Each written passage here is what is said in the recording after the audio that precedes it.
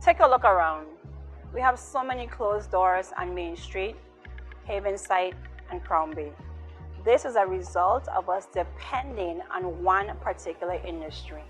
An industry that can be interrupted by weather, or as we can see, a pandemic. It is now time to diversify our economic portfolio. We must begin to give small business incentives, greater support for the private sector, and we must finally implement Act 8063, the Apprenticeship Act.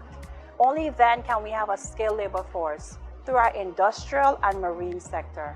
We must begin to bring our government into the 21st century. That requires a serious expansion and know-it-all of BIT. Too many of our revenue collecting agencies are manual, to include our property tax collections and IRB. Finally, medicinal cannabis. Act 8167 was passed 22 months ago.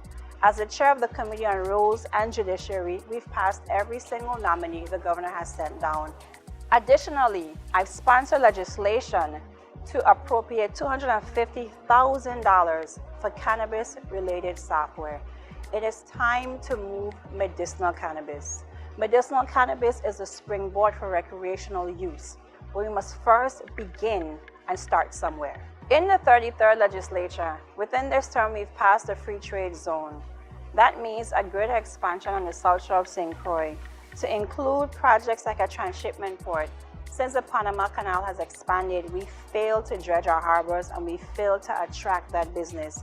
Whether or not you have a hurricane, there will always be a constant exchange of goods. The free trade zone puts St. Croix in a prime position for greater revenue. But overall, the pandemic has shown us, hurricanes continue to show us, that we cannot continue to depend solely on tourism to be our bread and our butter. We must diversify our economy.